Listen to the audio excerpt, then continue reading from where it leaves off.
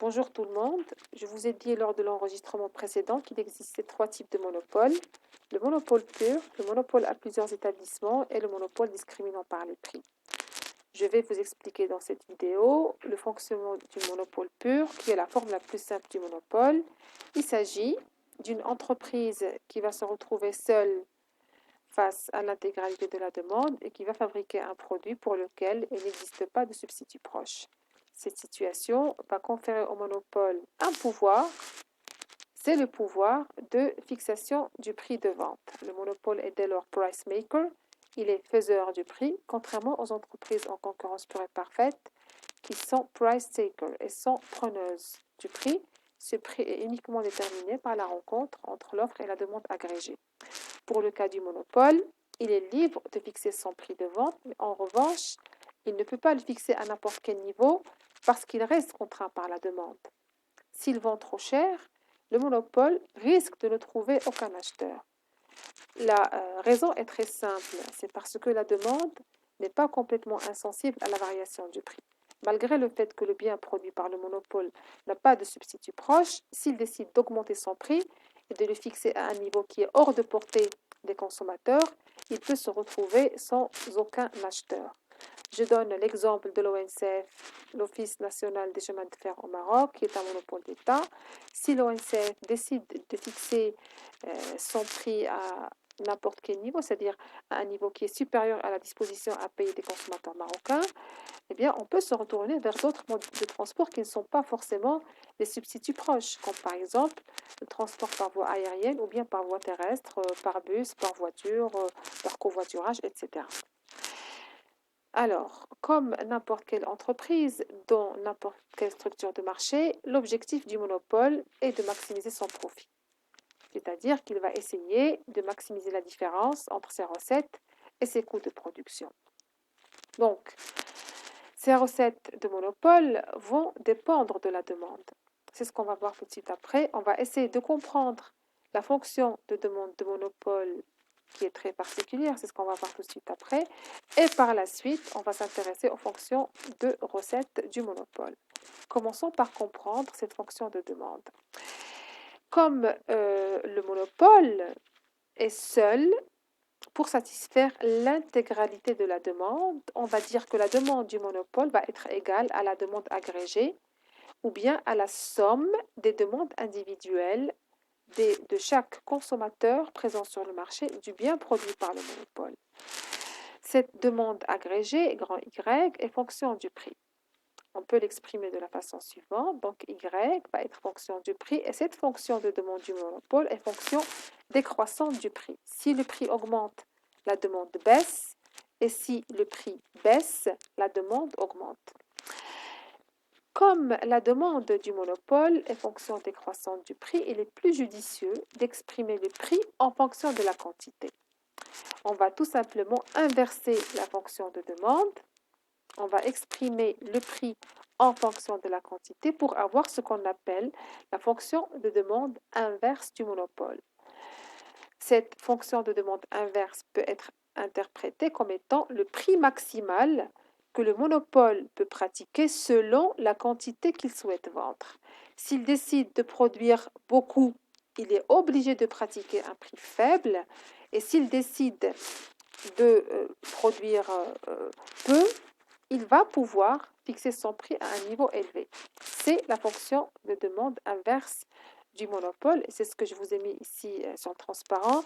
Le prix diminue à mesure que les ventes de l'entreprise vont augmenter et le prix va augmenter à mesure que les ventes de l'entreprise diminuent. Encore une fois, c'est la fonction de demande inverse. À partir de cette fonction de demande, on peut déduire les fonctions de recette totale, moyenne et marginale. Je commence par la fonction de recette totale. RT de Y du monopole et le produit de la quantité par le prix qui est la fonction de demande inverse. La recette totale de Y est égale à Y fois P de Y. Je le rappelle encore une fois, P de Y est la fonction de demande inverse.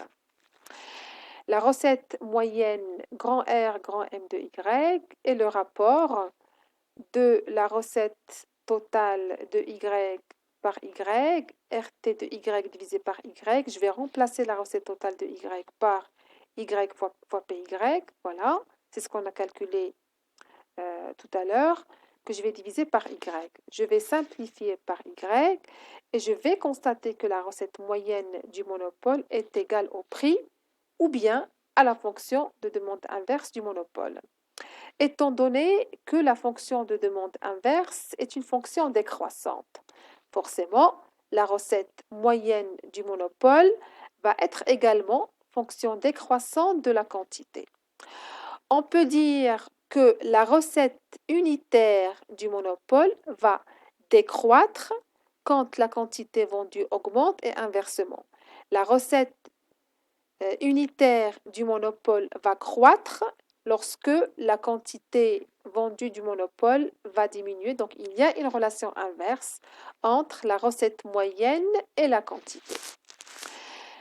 Pour ce qui est de la recette marginale, grand R petit m de Y, elle représente le supplément de recette obtenu par unité supplémentaire vendue. Et on va la calculer de la manière suivante. Elle est égale au rapport de la variation de la recette totale de Y par la variation de Y. Encore une fois, il s'agit du supplément de recette obtenu par le monopole à chaque fois qu'il augmente sa quantité vendue d'une unité. Lorsque on est en présence d'un bien parfaitement divisible, c'est-à-dire lorsque delta de y tend vers 0, on ne peut pas calculer la recette marginale par ce rapport de variation, mais en introduisant la limite à ce rapport lorsque delta y tend vers 0. Ce calcul est tout simplement égal à la dérivée de la recette totale par rapport à y. Cette dérivée peut être calculée à partir de la recette totale parce que justement la recette marginale est égale à la dérivée de la recette totale par rapport à y qui va se présenter de la forme u fois v. Donc cette dérivée va être égale à u' fois v plus v' fois u, c'est-à-dire à 1 parce que y' de y est égal à 1 fois p de y plus P de y' fois y. C'est ce que j'ai écrit ici. La recette marginale de y est égale à P de y plus P' de y fois y. Étant donné que P' de y est la dérivée première de la fonction de demande inverse, cette dérivée va être inférieure à 0 parce que justement la fonction de demande inverse est décroissante. Donc, sa première dérivée va être inférieure à 0 et tout ce produit va être inférieur à 0.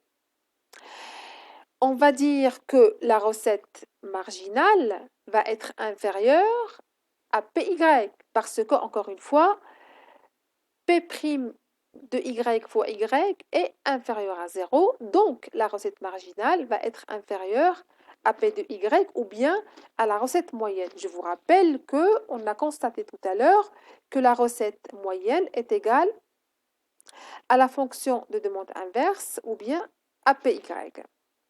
Donc la recette marginale de y va être inférieure à P de y ou bien à la recette moyenne parce que P' de y fois y va être inférieur à 0. Comment est-ce qu'on va interpréter ce résultat? Le résultat qui dit que la recette marginale est inférieure au prix ou bien à la recette moyenne de y, on va l'interpréter de la manière suivante. En cas de monopole, le supplément de recette apporté par une unité supplémentaire vendue, c'est-à-dire la recette marginale, est inférieur au prix auxquelles étaient vendues les unités précédentes. Donc, le monopole doit baisser son prix de vente. Il doit baisser son prix de vente pour vendre une unité supplémentaire. Vendre plus signifie pour le monopole vendre moins cher ou bien à un prix qui est raisonnable. Je vous propose à présent une représentation graphique de ces trois fonctions de recette totale, recette moyenne et de recette marginale. Pour ce faire, je vais tracer les deux axes. En abscisse, on va représenter les quantités et en ordonnée, on va représenter le prix et les trois fonctions de recette totale, moyenne et marginale. Je vais commencer par considérer une fonction de demande normale, c'est-à-dire une fonction de demande linéaire et décroissante. En inversant cette fonction de demande, je vais avoir une fonction de demande inverse qui va être elle aussi linéaire et décroissante. Donc, la recette moyenne qui représente le prix, va être qui représente par la même occasion la fonction de demande inverse, va être linéaire et décroissante comme la fonction de demande normale, parce qu'elle représente l'inverse de la fonction de demande. Je représente par la suite la fonction de recette marginale. Tout à l'heure, on a constaté que la recette marginale est inférieure à la recette moyenne.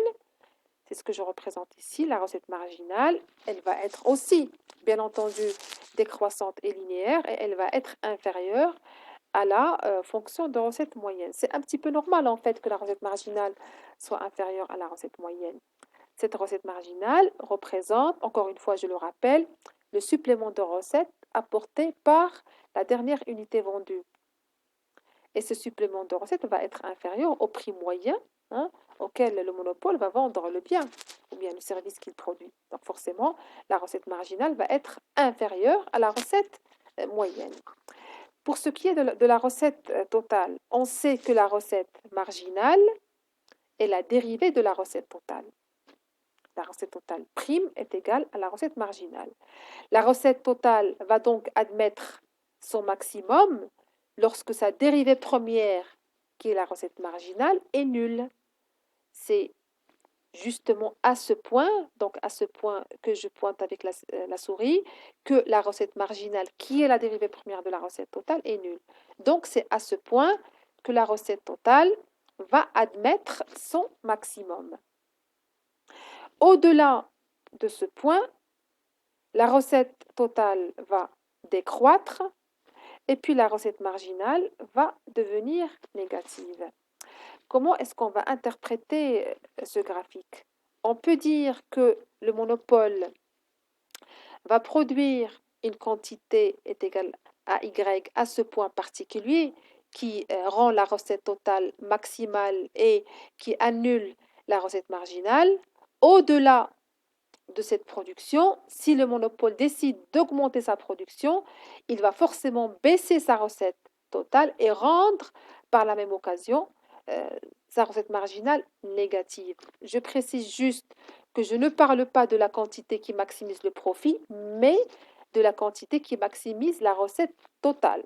On verra plus tard comment déterminer la quantité qui maximise le profit. Encore une fois, cette quantité-là permet juste de maximiser la recette totale et non pas de maximiser le profit. C'est ce que je vous propose dans une prochaine vidéo, si tout va bien. Je vous remercie pour votre attention et je vous retrouve dans une nouvelle vidéo pour vous expliquer l'équilibre du monopole pur. Merci pour votre attention.